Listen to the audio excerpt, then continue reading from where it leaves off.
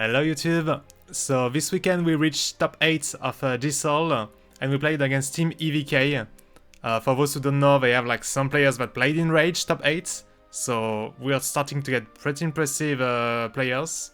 And since last weekend we didn't really like queuing the Enhanced Nemesis, since it had to really hit the buff dragon to be good. I decided to switch up to Machina portal. This deck is pretty cool because it likes to put your opponent into a dilemma. Either they trade your board and they will let you invoke Retina, which is 6 damage a storm, and you have a lot of payoff on your overcard, like Overbiker. Or they decide to not trade your board, and then you can either like get the great payoff with Eon, or you can just push for a ton of damage with a packed workout. We also have Fairy Barrage. It's a pretty interesting card. You can either like silence a follower, so like a big ward like a DSAL, or some last word follower, or you can transmute it into basically a counter magic for a leader shield, which is very good against Castle big followers, or you can stop Joe's 5 damage AoE, or even the Gilgamesh OTK. Sadly, for the match itself, it didn't went great. They anticipated our Magachi open with Castel, so they won first set. We tried to re-queue Magachio. They got a high roll on the Golem rune, so they won second set. We tried to queue Dragon to recover. They queued the mirror match. We got second. We got unlucky on some draws. They won the third match. We tried to re-queue Dragon, since we only had good matchups, but they played the Milnard Blood, and they got the 2 Milnard at the moment they reached bottom 10. So our last chance to win the top 8 and go to top 4 of DSAL was winning 5 times against Helio Shadow. And at this point we were like, okay, let's just play to have fun. We just go there. I'm going to try and show you the way. So this is the 5th game I'm going to show you today. So the opponent was Utatomo from Team EVK. He's a pretty high-ranked player in the ratings, so quite a challenge. There, I kinda have to keep the reporter. I needed to have enough Machina followers to win the game, even if it's a risk of breaking with no 2 drops. But I'm lucky and I do get 2 Overbikers. So of course Machina has no turn 1. So in this matchup, the plan is pretty much to scam in with a Puppet Workout as soon as I can. I technically drew Fury Barrage to block the Gilgamesh OTK, but I have no answer to the Void Knight, so I have to be quick. We start with Overbiker, of course. It's pretty cool because since she has 3 health, it's not easy for them to clear it with Soul Light's 2 damage AoE on turn 3. They just go for Provisions, which is already a sign that they'll have a lot of insights, but I'm confident that they can score some damage for the time being. So second Overbiker, of course, goes with a Droid. So they show Mint, which is not too bad, but they show that they drew their Gilgamesh, so they have the potential for the OTK. And Mention could also be annoying because, okay, it's more in size normally for their fusion, but it's also an option to trade the droids and limit the impact of workout, which I do have. I did draw workout, so now I can plan around that. Just make a board as big as possible. So there I'm not really a fan of just playing Reporter and hope it lives to avoid face next turn, because they already have Mint on the board. And if they played one, normally they have a second one, so they'll be able to evolve it for 4, trade into Reporter, and I'm just behind. So I decided to just go for Mikael and just place down a droid in case I can walk out next turn if they really clear nothing. Well, I'm like not expecting it yet. So they do take the safe line, trading with 1 ghost. It does give them like the 4th shadow for Void Knight fusion.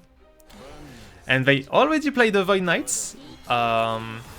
It's not common to see it, but like it does have this cool evolve of dealing 4 damage to an enemy and healing, and like it's pretty great for him in this situation to stabilize.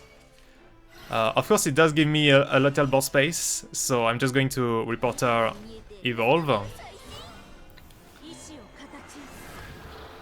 And now you do have to think about, do I want to trade these myself? But I'm still at only 3, I would be at 6, trading 3 druids.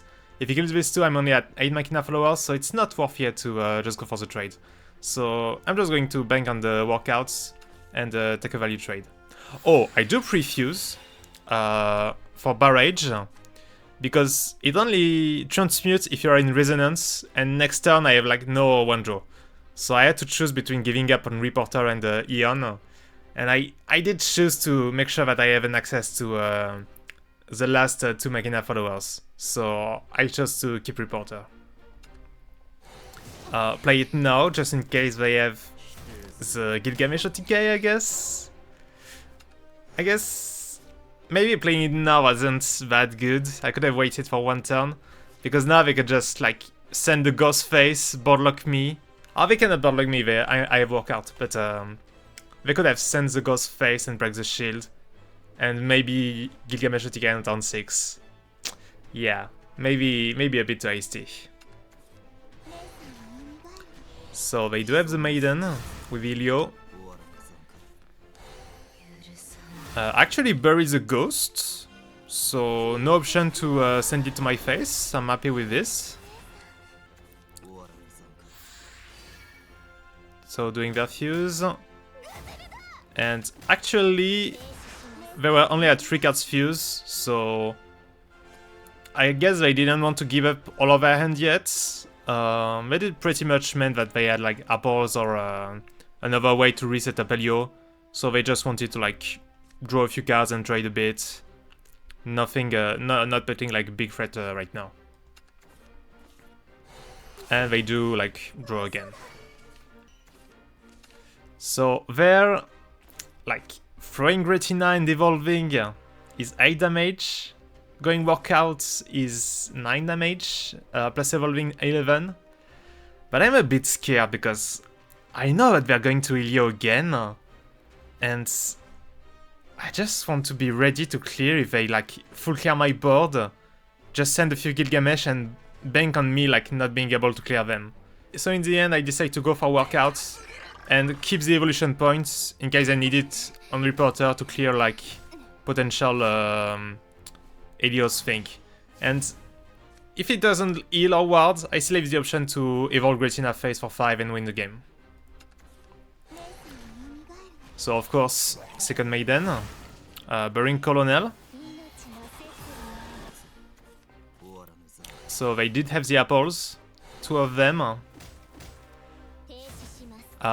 They even have like the puppets in case he wanted things to trade on. And the big soul lights. Just one thing to note, he did get back Gilgamesh, and he cannot use it into Soul's Lights. I was hoping that it would matter, but it doesn't prevent him from going for his plan. But since he cannot go for Gilgamesh OTK, since he had to spend Evo and I blocked with Barrage, he decides to go for Colonel, hoping that the heal and ward would be like enough for me to not to kill him. Which is interesting. Even if I got the Gretina 3 damage AoE, I wouldn't be able to kill him through the Colonels. And now I get the Mikael and I'm like, huh. Am I really in danger if I just clear? Because right now we know that he has the Soul's Light, but he's going to only revive this, so only get like a Soul Grinder out of the Soul Light for 7 PP. So I'm not that scared. I'm like, okay, then if we just trade the board, next turn we get a Gretina, and I cannot like full clear, but I can leave like 1 Colonel, only taking 4, so even if he has an Helio to revive something else, it's only going to go for 4 damage again. I'm like, yeah, I'm not dying next turn, I can just clear and finish my Machina quest. So it's what I do. Like, turns out that this Rampage top deck was pretty cool for trading, because I can go for it now and have the Colonel effect goes to waste, not destroying any of my followers. Of course, I'm going to take a bit of a gamble. Will it hit the 5-2? And it does. maybe misplay on my part again. I think I should have pre-traded those so that it doesn't have a target for Helio. We knew that if he used a Gilgamesh he got back in hand, but he was playing 2, so there was the option to play it and destroy the 2 droids to draw 2 cards, and it could have been hard if the game was going for longer, so yeah, I should definitely have traded those. Anyway, he only goes for draw 1. Looks back for a Grave Knight. I'm kinda surprised he didn't just play Radiance or played Curse King, because it's still a Rush Ward. It was still being annoying for me, but I guess it's not like winning, so understandable. And just goes face, so pretty weak turn, I'm pretty happy with it. I finally get a Gretina. I also have a Mikhail with it. And I top deck Synthetic Eden. And if I play Eden and kill Colonel, and for instance the Droid, and the random destroy goes on Droid or Mikhail, he goes back to 13, and I have like 7 from Eden, 6 from Gretina, and I win. But if I go for it and the Colonel ends up destroying Eden or Gretina, suddenly I don't get my 7 heal, and I'm not sure I can like close out the game. So even knowing that the Gretina line is never lethal because of Colonel's heal, I still decide to go for it and save the Eden for next turn. So trade, I think it hits Mikhail, yeah, a bit lucky. And at least is at 2 HP, is in the range of next Gretina, and I don't really see how I can deal 12 HP. He cannot like go for triple Helio again without the apples. So at best he plays like 2 Helio from his hands for 12. Does have another Void Knight to heal a bit more. But as long as I can like deal 7 with Eden, it doesn't really matter. So this is lethal, and it's even funny because I got the Fury Barrage, so I could even silence the Colonel and go for 6 with Gretina. I could like play Eden, destroy Void Knight and Gretina, have an odd number and deal 7 at the end of the turn. But because it was DSAL and we needed to win 5 games against this guy, I was trying to go for the max BM, max mental damage on him. So I decided to show both way. Just for the funs.